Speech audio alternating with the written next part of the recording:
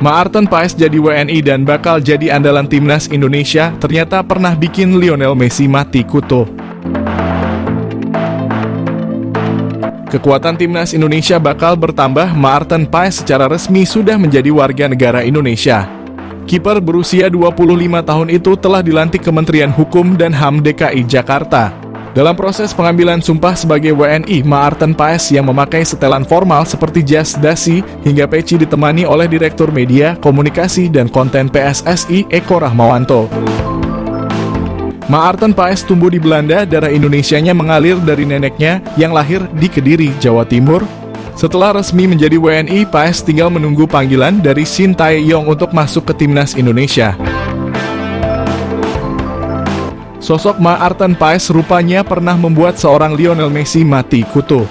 Superstar Argentina itu pernah berhadapan dengan sang kiper dalam laga uji coba awal tahun 2024.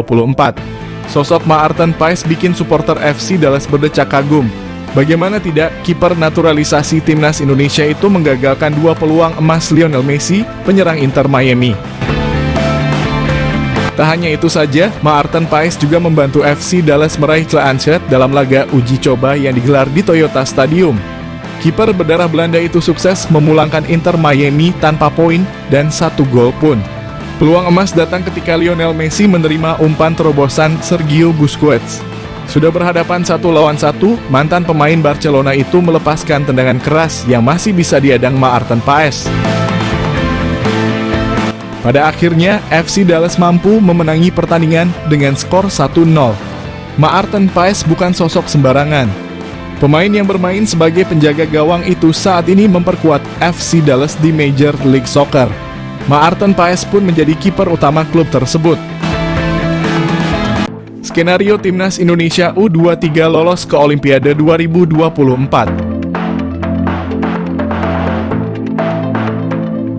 Mimpi timnas Indonesia U23 untuk bermain di Olimpiade 2024 sedikit lagi menjadi kenyataan. Garuda Nusantara kurang selangkah lagi bisa bermain di kejuaraan bergengsi tersebut. Olimpiade itu sendiri akan digelar pada Juli hingga Agustus di Prancis. Indonesia rutin mengirimkan wakil-wakilnya di berbagai cabang olahraga di kejuaraan itu. Namun di cabur sepak bola, Indonesia sudah lama sekali tidak mengirimkan wakilnya.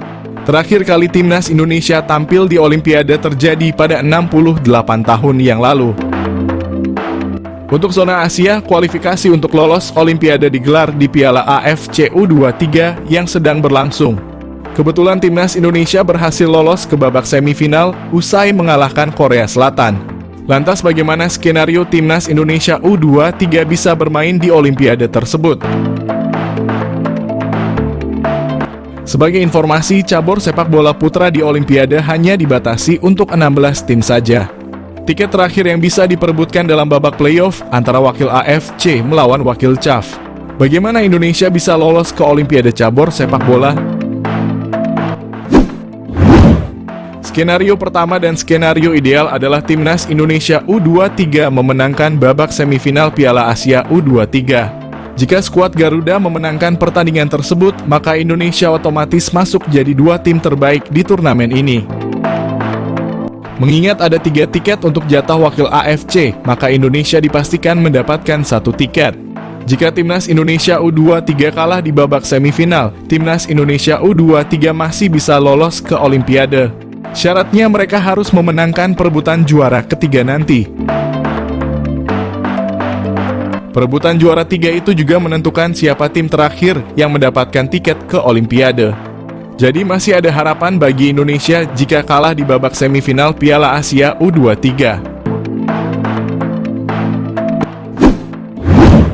Skenario ketiga adalah timnas Indonesia U23 kalah di perebutan juara 3 Piala Asia U23. Timnas Indonesia bisa lolos melalui jalur khusus, yaitu melalui playoff antara wakil AFC melawan wakil CAF. Lawan yang akan dihadapi Indonesia adalah peringkat 4 Piala Afrika U23. Media asing beri julukan untuk timnas Indonesia U23 tim pengacau. Media asing asal Prancis, Lucarno Opposel memberi julukan khusus bagi timnas Indonesia U23 usai tampil gemilang di Piala Asia U23. Penampilan Garuda Muda menjadi sorotan setelah menggilas Australia dan Yordania dalam babak penyisihan grup A beberapa waktu lalu. Kemenangan itu jadi sejarah bagi timnas Indonesia di Piala Asia U23, di mana mereka pertama kali tampil dan langsung lolos ke perempat final. Berkat kemenangan tersebut, Indonesia mendapat tiket menuju babak perempat final dan menghadapi timnas Korea Selatan. Melihat statistik perjalanan timnas Indonesia di Piala Asia U23, Republik Sepak Bola memberikan perhatian khusus. Sontak performa apik Marcelino Ferdinand CS itu mendapat sorotan hingga ke Eropa, salah satunya dari Lucarno Opposer. Mereka memberi julukan khusus untuk Indonesia, yakni tim pengacau. Indonesia punya kekuatan yang merusak dan mengacau. Mereka punya pengalaman yang bagus karena banyaknya pemain senior yang membela tim U23.